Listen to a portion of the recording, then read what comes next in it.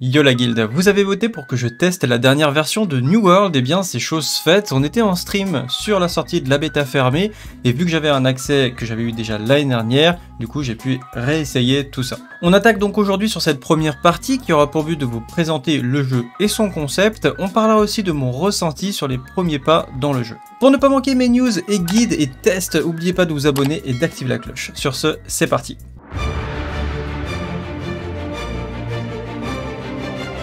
Alors pour commencer, c'est quoi New World? Eh bien c'est un jeu qui vient directement de Amazon Game Studio. Ce dernier n'en est pas à son premier coup d'essai et avance dans le gaming depuis quelques années. Juste avant New World, le dernier jeu en date était Crucible, qui n'avait pas particulièrement cartonné, mais quand je compare ce dernier à New World, eh bien je trouve qu'ils ont fait de sacrés progrès. Et pour preuve, Amazon a préféré repousser la sortie du jeu car les critiques n'ont pas été tendres et pouvaient compromettre la sortie qui est un moment clé rien que pour rentabiliser le développement. Du coup, ça a été repoussé d'une année, ce qui est évidemment une prise de risque pour l'éditeur, même si je pense que c'était une très bonne décision. Voilà, on enchaîne ensuite, donc on commence avec sur Wikipédia des petites informations pour un petit peu vous compreniez le contexte du truc. Au niveau du synopsis, donc le lore finalement, et comme vous pouvez le voir, le synopsis est extrêmement simple, ça tient en deux lignes en fait. Situé au milieu du XVIIe siècle, les joueurs colonisent une terre fictive, Aeternum, inspirée de l'Amérique britannique dans l'océan Atlantique. Donc, on peut avoir un peu plus de détails évidemment quand vous allez sur le site officiel, donc à propos de New World. Depuis des milliers d'années, l'île mystérieuse d'Aeternum fait l'objet de légendes fantastiques et vous venez de la trouver sans réserve ni allié à la suite d'un naufrage. Vous devez évoluer dans un monde dangereux où les lois fondamentales sur la vie et la mort n'ont pas cours. La magie circule dans Aeternum, elle apporte la vie, guérison miraculeuse, résurrection ainsi qu'une flore étrange et magnifique dotée d'une propriété magique. Mais elle est aussi source d'horreur, d'indescriptible destruction et de l'usure lente des âmes, mort après mort, résurrection après résurrection. Sur un tel territoire, votre destinée n'appartient qu'à vous. Et donc ça, en fait, c'est le lore. Il y a pas vraiment d'histoire derrière. Alors peut-être qu'en faisant les quêtes, après, peut-être qu'il y a du lore qui est découvert, mais en tout cas, en faisant mes quêtes, il n'y a pas vraiment de développement. On va parler un petit peu, les quêtes vont parler un petit peu, vous donner des objectifs et vous expliquer comment ça se passe dans les différentes villes, le développement des villes, ce que vous avez besoin d'aller chercher, etc. Mais niveau lore, et bien en fait c'est zéro. Et apparemment, c'est fait exprès en fait. Ils ont pas voulu développer de lore parce qu'ils sont partis d'un gameplay sandbox, donc ils ont poussé la logique sandbox, c'est-à-dire bac à sable, où c'est les joueurs qui doivent vraiment créer l'histoire. Moi j'ai un peu de mal avec ce concept-là, surtout qu'Amazon a quand même beaucoup de moyens, notamment avec Prime Video. Je pense qu'il aurait été peut-être malin de leur part de partir d'une série, par exemple, et d'en faire un MMO. Donc après peut-être que ça aurait été autre chose que New World, j'en sais rien, mais avoir un lore ou une base, je trouve que c'est assez important. Ça ressemble... Ce jeu-là, vous allez voir, ressemble pas vraiment à un MMO comme World of Warcraft par exemple. C'est pas tout à fait la même chose, enfin c'est même pas du tout la même chose. Enfin, pour moi, ça n'a rien à voir. Quand j'y joue, ça me fait plus penser en termes de gameplay, pas en termes de lore. En termes de gameplay, ça me fait plus penser à du Witcher, ça me fait plus penser à du Dark Souls, enfin des jeux RPG un petit peu. Ça mélange pour moi entre un jeu RPG et un jeu MMO. Ils ont pris de plein de concepts qu'on a pu trouver ou reconnaître dans d'autres jeux, que ce soit World of Warcraft sur certaines choses et d'autres jeux. On voit qu'il y a plein de petites choses qu'on retrouve à droite à gauche. Mais bon, ça à la rigueur, c'est normal. C'est normal que les autres MMO, on peut pas réinventer l'eau chaude, comme on dit. Donc ça, j'ai pas vraiment de problème avec ça. Mais par contre, je trouve que sur le lore, ça peut être handicapant de pas avoir une histoire pour vraiment être immergé dans le monde. Et quand je compare moi, des jeux qui m'ont vraiment happé, je parlais de Witcher, Witcher c'est un jeu qui m'a happé, c'est pas un MMO effectivement, c'est pas un MMORPG, mais une fois qu'on a commencé, on a envie de poursuivre l'histoire, on a envie de lancer le jeu, ah oui tiens j'étais sur cette quête, il s'est passé ça, qu'est-ce qui va se passer après, etc.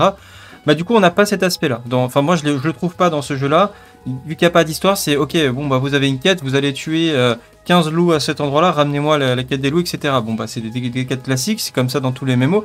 Mais là, il n'y a pas d'autre chose que ça pour l'instant, en tout cas. Maintenant, effectivement, le jeu est basé sur les factions, donc ça va être la suite. C'est-à-dire que vous avez 3 grandes factions, les maraudeurs, l'ombre et les engagés. Et en fait, vous avez un système de territoire que vous allez devoir conquérir. Donc ça vous donnera un certain nombre d'avantages quand vous avez les territoires. Vous allez avoir des guerres qui vont être déclarées par rapport aux différentes factions politiques. Donc ces 3 factions politiques qui vont essayer de capturer les villes et ensuite pouvoir les améliorer. Il y a un système politique qui a l'air plutôt pas mal. Donc du coup, ça va être vraiment les interactions comme ils le veulent, qui vont créer l'histoire entre guillemets du jeu. Donc c'est plutôt la guéguerre entre guillemets entre les factions qui va être le but du jeu.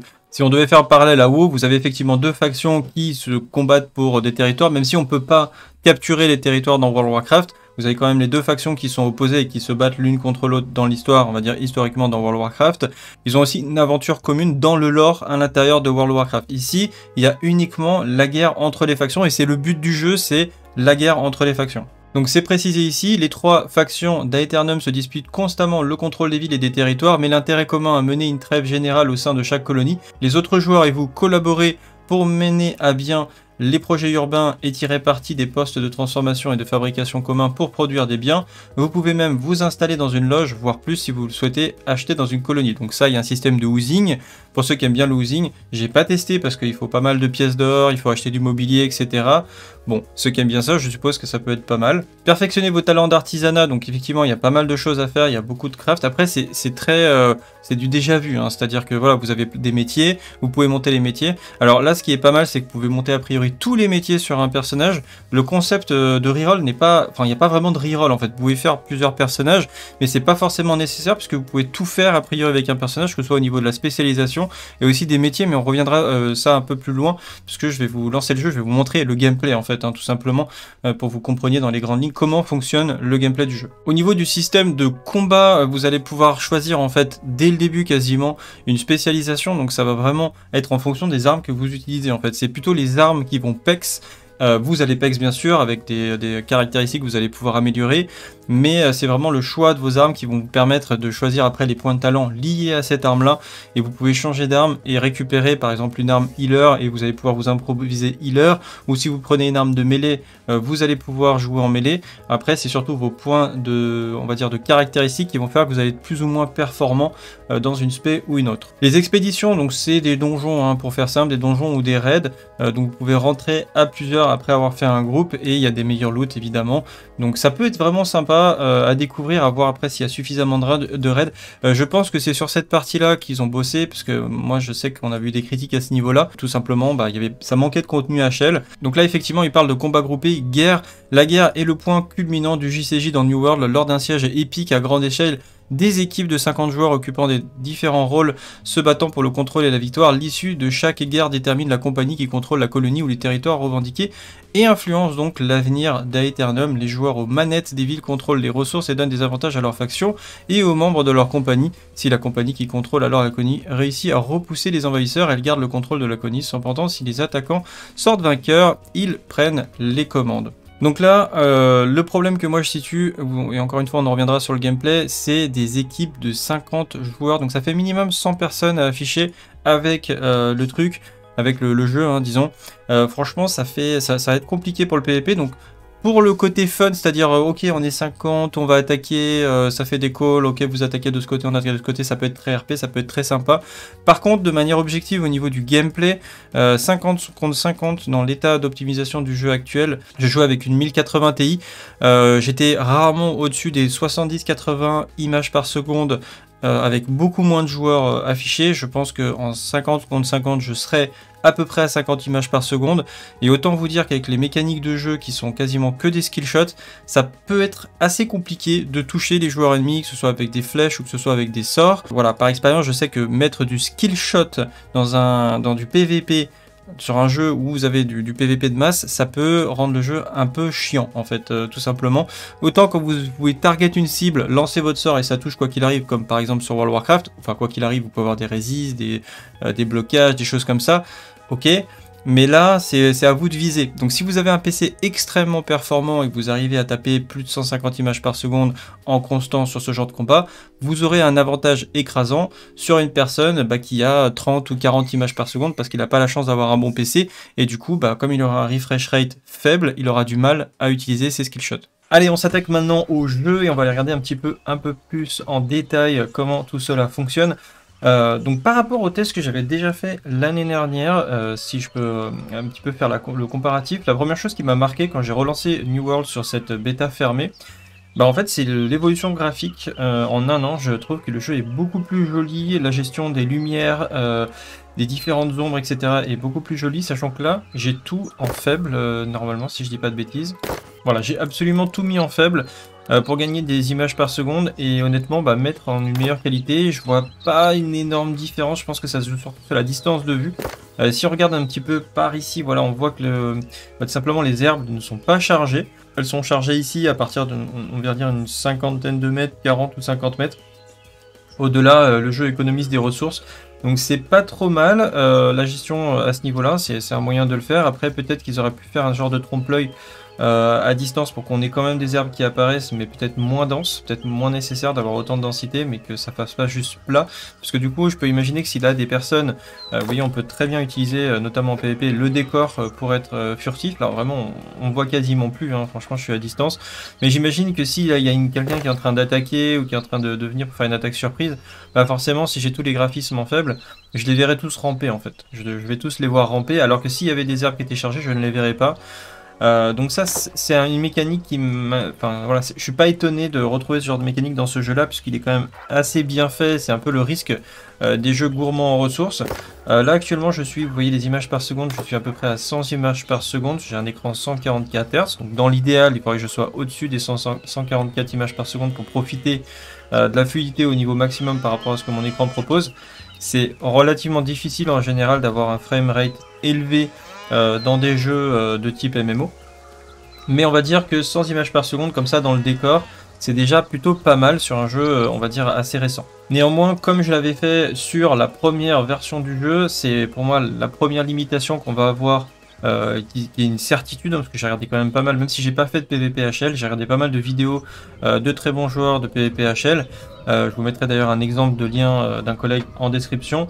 Bah en fait, tout simplement, quand vous avez beaucoup de PvP, beaucoup de monde affiché, hein, ils ont prévu des BG à 50 contre 50, vous avez toute une zone où il y a des guerres, voilà, vous avez des points, on voit les 3 factions qui se battent ici pour des zones, pour la capture. Là par exemple il y a une invasion ou une guerre à venir.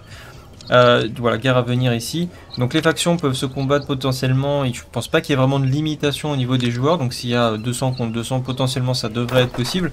Par contre, au niveau des images par seconde, vous allez douiller. Et il y a certaines classes, je pense, qui sont très désavantagées, notamment des casters avec des projectiles. Encore quand c'est hit scan, c'est-à-dire quand vous avez un fusil, par exemple, que ça va toucher de manière instantanée.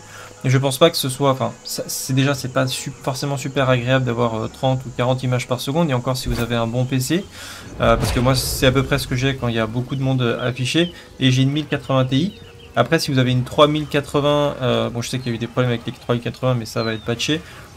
Si vous avez une 3080 et que vous jouez avec des projectiles, donc par exemple des sortcasters, des boules de feu et tout, avec 30 ou 40 images par seconde, en PVP particulièrement, déjà qu'en PVE c'est pas forcément ultra facile, mais en PVP c'est là où ça va poser le plus de problèmes à mon avis. Ensuite, au niveau du gameplay, donc au niveau du système de combat, alors vous allez avoir jusqu'à 3 compétences d'active en même temps par arme, donc là il me manque une compétence, mais je pourrais les débloquer. Donc comment ça fonctionne sur New World, c'est pas très compliqué hein, au final. C'est vrai que nous on est habitué, enfin pour les joueurs de WoW en tout cas, à avoir beaucoup de sorts. Ici c'est un petit peu l'inverse. On va se concentrer un petit peu sur la gestion du personnage, avec question de timing pour éviter les attaques, etc. Ce qui est pas forcément évident, et encore que je pense avec un petit peu d'habitude ça se passe plutôt pas mal, notamment les esquives comme ça qui sont extrêmement puissantes, une roulade ou une esquive.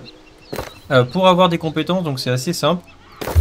Donc en fait, quand vous ouvrez donc votre feuille de personnage, vous avez donc un premier degré de personnalisation qui va être vos points de caractéristiques. Donc là, par exemple, moi, j'ai pas trop réfléchi. Hein. J'ai absolument tout mis en force. Donc vous avez les statistiques de base que vous investissez ici en jaune. Vous avez en bleu l'équipement, donc les points de caractéristiques apportés par votre équipement, et les améliorations d'objets qui sont en vert. Donc ça déjà, c'est assez sympa graphiquement parlant. Ça y était pas, il me semble, sur la première version du jeu. Je trouve ça plutôt bien fait. L'interface est vraiment très jolie. Hein. À ce niveau-là, franchement, ils ont bien bossé. Et ensuite, vous avez une partie ici, maîtrise des armes.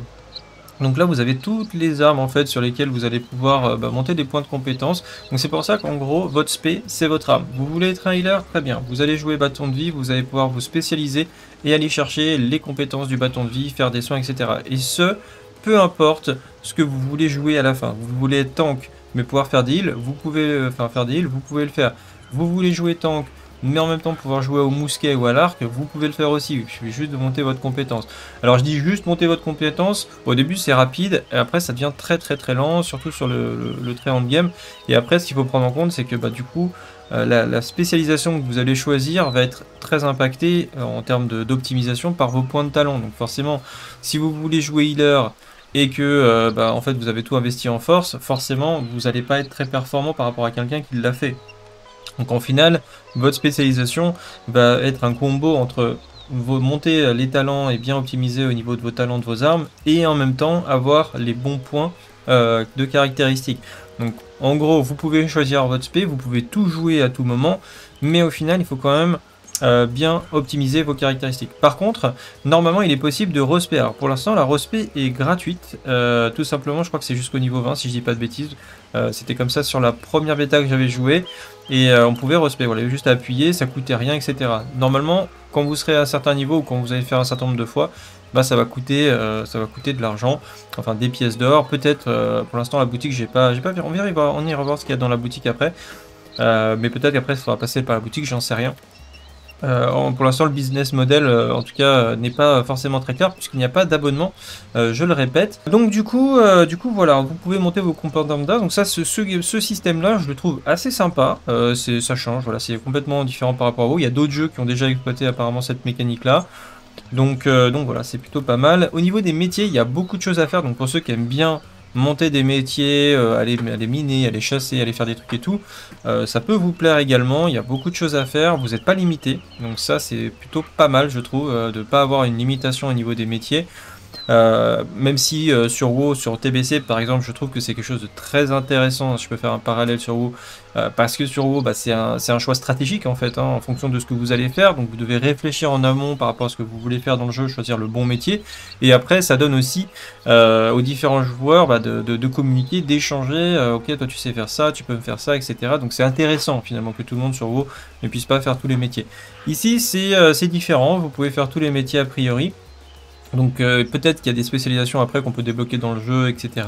Il y a peut-être des choses qui m'échappent aussi parce que je n'ai pas monté les métiers. Donc encore une fois, si vous le savez en commentaire, hein, c'est fait pour ça. Mais voilà, pour ceux qui aiment bien ça, monter les métiers au niveau maximum et tout, hein, je sais qu'il y a des gens qui adorent tout collectionner, avoir tout obtenir et tout monter au niveau max. Là vous aurez de quoi faire, hein. Ça a l'air assez complet au niveau des métiers et puis ça permet de faire beaucoup de choses. Donc voilà, à ce niveau-là, ça peut être sympa. Vous avez donc un système d'exploit, donc ça a pas l'air de fonctionner, mais je pense que c'est l'équivalent des hauts faits. Je pense que c'est voilà, complétion totale. Je pense que c'est des hauts faits. Donc pour ceux qui aiment bien faire des hauts faits également, eh bien ça sera présent. Et je rappelle sur WoW, on le récupère d'ailleurs sur WoTLK, le système de hauts faits. Voilà, et pour faire un petit tour par la boutique, hein, qui avait été longuement critiquée avant la sortie, avec pas mal de choses pay to win, comme des déplacements améliorés, enfin voilà, il y avait des avantages dans le jeu en fait, hein, de l'XP amélioré, etc. Pour l'instant, ils ont tout retiré. Voilà, c'est que des trucs cosmétiques. J'espère sincèrement pour ceux qui vont jouer à New World que ça restera comme ça.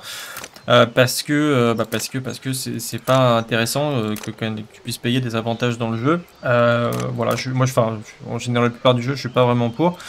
Donc j'espère que ça restera comme ça. Après c'est vrai que voilà, c'est du cosmétique, donc un petit peu comme on peut trouver éventuellement dans d'autres jeux comme Overwatch, même s'il n'y a pas de lootbox, donc c'est plutôt pas mal qu'ils aient pas mis déjà de système de lootbox, même sur du cosmétique. Après ça peut arriver plus tard.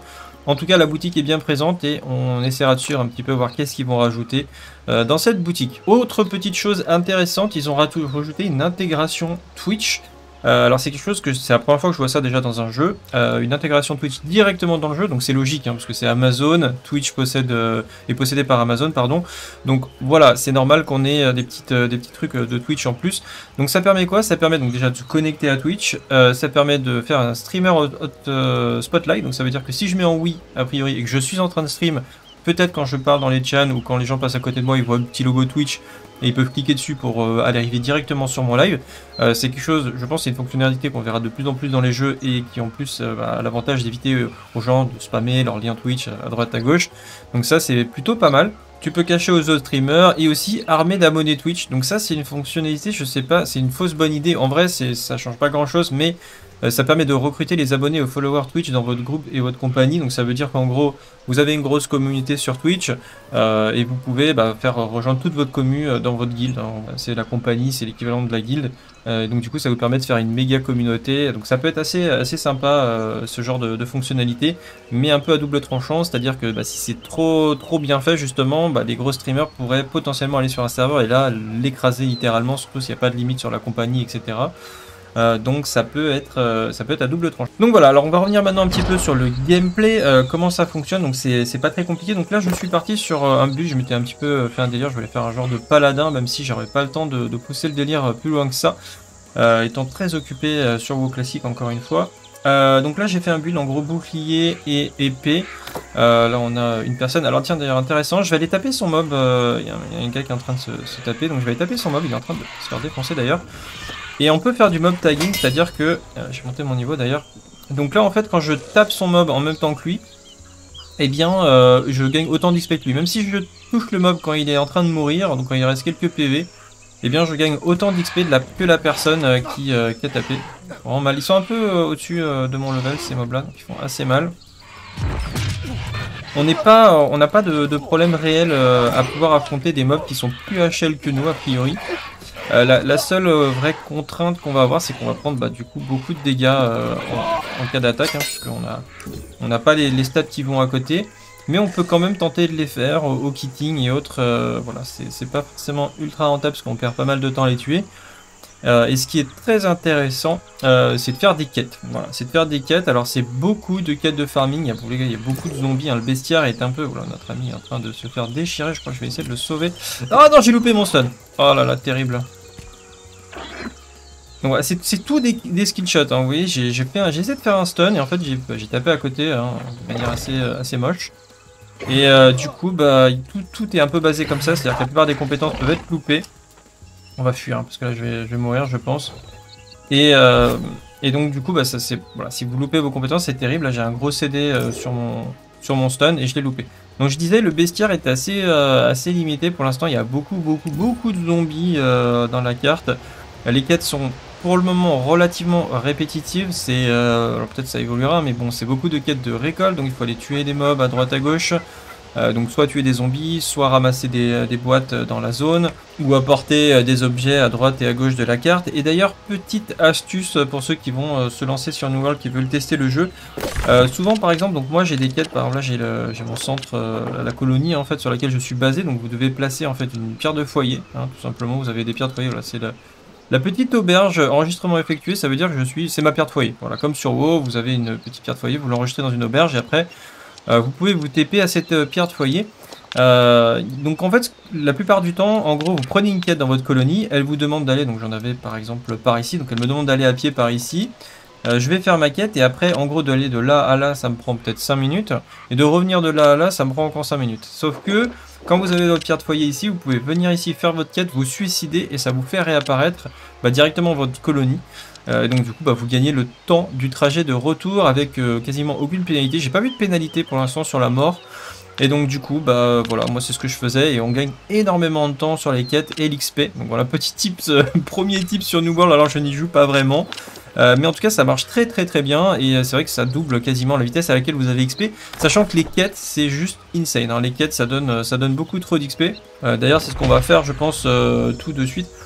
Donc voilà, le système de combat il est assez simple hein, encore une fois, c'est un système d'esquive, on va refaire un dernier mob pour la fin. Donc là je peux faire un petit combo, je vais le stun, hein, je vais me laisser tuer. Voilà, il va me tuer et on va repartir dans la ville, comme ça je vais monter la capitale. Donc voilà, là je suis mort, on va abandonner, ça va nous TP, donc on peut choisir d'ailleurs la réapparition, on va revenir dans la colonie. Voilà, donc là on est dans la colonie, donc il y a pas mal de choses hein, qu'on peut faire ici. Vous avez un hôtel des ventes, vous avez une banque, hein, donc là c'est les personnes qui sont agglutinées, c'est votre banque, vous pouvez transférer des items. L'inventaire est pas mal, hein, il est assez joli, on comprend bien, enfin j'étais pas perdu quoi, j'arrive sur mon inventaire, c'est agréable quand tu arrives sur un inventaire que tu ne connais pas le jeu et que tu es quand même relativement, t'es pas perdu quoi.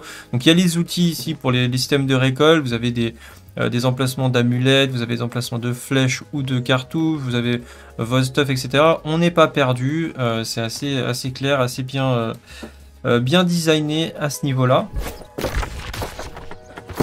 Vous avez également une gestion du poids, encombrement, donc les objets ont un certain poids, et si vous avez trop d'encombrement, vous marchez à 2 à l'heure. Je crois que ça me fait penser, ça ressemble beaucoup à Skyrim. Pour ceux qui ont joué un petit peu aux séries Elder Scrolls, ça fait penser à ça, mais il y a beaucoup de MMO qui exploitent ce genre de choses. Vous avez plein d'ateliers, donc ça c'est pour tous les métiers. Voilà, là par exemple c'est la tannerie. Donc vous pouvez fabriquer du cuir, vous mettez la quantité que vous voulez fabriquer, ça va tout faire d'un coup, voilà, vous faites votre tannage et vous montez votre niveau en tannerie. Donc il y a plein de shops. Vous trouverez ici, donc dans la plupart des grandes villes, un hôtel des ventes. Donc c'est un peu comme vous, hein. Vous vendez vos objets, vous les mettez dans l'hôtel de vente à votre prix. Les gens achètent et après vous récupérez vos ordres directement et vous gagnez de l'argent aussi comme ça, soit en récoltant, soit en craftant. Également, quand vous allez arriver pour la première fois, je crois que c'est niveau 10, vous allez choisir une faction, tout simplement. Donc vous voyez en fait au-dessus des joueurs, cette espèce de petit, je vais essayer de le montrer là, voilà, le petit logo vert. Ça veut dire qu'ils sont dans une des 3 factions du jeu. Vous avez les 3 factions qui sont représentées, donc en vert c'est les maraudeurs, en violet c'est l'ombre et en jaune c'est les engagés. Donc là par exemple on peut voir que sur ce serveur c'est les maraudeurs qui dominent largement la carte. Donc je pense que leur but c'est de conquérir l'intégralité des territoires. D'ailleurs je me demande qu'est-ce qui se passe quand tous les territoires sont conquis. Est-ce que la guerre peut être gagnée et à ce moment là il y a une réinitialisation et des bonus pour la faction peut-être, je ne sais pas. En tout cas, a priori, comment ça fonctionne? En gros, vous avez des zones comme ça avec une sorte de barre de progression. Donc là, on voit que la barre est en train d'être montée par les violets. Je pense que donc c'est du coup, pour monter la barre, il faut que votre faction fasse des quêtes et des actions tout simplement dans la zone. Et une fois que la barre est complète, il y a une guerre qui peut être déclenchée. Donc je suppose que ça passe en guerre à venir. Et à ce moment-là, les factions peuvent essayer de venir contester le territoire avec de la prise de château, etc. Donc c'est là où commence le PVP. À mon avis, c'est ça le cœur du jeu. Pour moi, si vous aimez bien ce concept-là, ça peut vous plaire. C'est-à-dire d'aller capturer une zone en guilde. Je pense que pour moi, tout l'intérêt du jeu actuellement est vraiment autour de la communauté. Ils ont créé le jeu en disant il faut que ce soit les joueurs qui créent l'histoire, parce qu'encore une fois, comme je vous l'ai montré, il n'y a pas trop d'histoire dans le jeu. C'est aux joueurs de créer l'histoire, donc d'attaquer les autres factions, de s'organiser, de communiquer pour aller attaquer les territoires, etc. Donc à mon avis, c'est vraiment ça l'intérêt du jeu. Concernant le PvE HL, les donjons HL, le contenu HL, j'ai pas testé, donc je referai peut-être une vidéo avec quelqu'un qui maîtrise bien, peut-être avant la sortie du jeu, pour essayer de voir avec vous un petit peu, et voir avec lui comment ça se passe, qu'est-ce qui est intéressant, qu'est-ce qui est bien, qu'est-ce qui est pas bien. Mais voilà, pour l'instant, ce qui m'a l'air intéressant, c'est l'aspect communautaire, l'aspect donc guild, compagnie, et puis faire évoluer votre compagnie le mieux possible, bosser ensemble avec une bonne organisation, etc. Donc à ce niveau-là, je pense que c'est plutôt sympa. Voilà, je pense qu'il y aurait encore beaucoup de choses à dire sur le jeu, il est quand même assez complet. Si je pouvais faire une sorte de conclusion sur le jeu, je pense que dans l'état, le jeu pour 40 €, ça reste un très bon jeu à ce prix-là. Je pense que en termes de temps de jeu, on est largement au-dessus de ce qui peut se trouver sur des RPG, hein, par exemple tout simplement des RPG solo. On va passer, allez, disons 15, 20, 30 heures. Sans forcément faire les quêtes annexes, hein. Moi je pense que la plupart des RPG, je les ai finis en 15, 20, 30 heures. Du coup c'est vrai que RPG on va plutôt vivre sur l'histoire. Là on va venir sur le contenu, le farming, les choses à faire. Et en termes de temps de jeu, je pense que passer les 100 heures, vous n'aurez pas tout fait encore. À mon avis, vous n'aurez même pas fait la moitié du jeu passer 100 heures. Donc on va dire qu'en rapport qualité-prix par rapport au temps que vous allez passer dans le jeu, on est quand même sur quelque chose qui est plutôt qualitatif. Visuellement, c'est plutôt joli et vous en aurez pour votre argent. Pour moi, pour 40 €, c'est vraiment très ok. Maintenant, à voir après ce qu'ils vont rajouter avec la boutique. Est-ce que ça va pas être trop pay to win à terme ou pas? Ça, j'en sais rien. Pour l'instant, ça ne l'est pas. Donc voilà, si vous cherchez un nouveau jeu pour vous changer les idées cet été, par exemple, vous avez la bêta fermée. Je ne sais pas si elle est accessible par tout le monde. Est-ce que si on précommande, on peut y avoir accès ou pas actuellement? Je ne sais pas. Moi, je l'ai eu parce que j'avais déjà précommandé à l'époque sur la première version qui était juste après l'alpha. Donc j'avais pu le tester. Voilà. En tout cas, si vous cherchez un nouveau jeu début septembre, ça peut être sympa. Après, sur du très long terme et du endgame, donc pour y jouer par exemple plus d'un an, il va falloir voir ce qu'Amazon Gaming va nous proposer. Voilà, en tout cas c'est tout pour moi pour ce premier test sur New World. Je vais probablement tester de nouveaux RPG, de nouveaux jeux. C'est encore une fois vous qui allez choisir et voter dans la partie communautaire. Et on se retrouve bien sûr sur Twitch à partir de 14 h pour en discuter. Sur ce, salut à tous, salut à Guild et bientôt.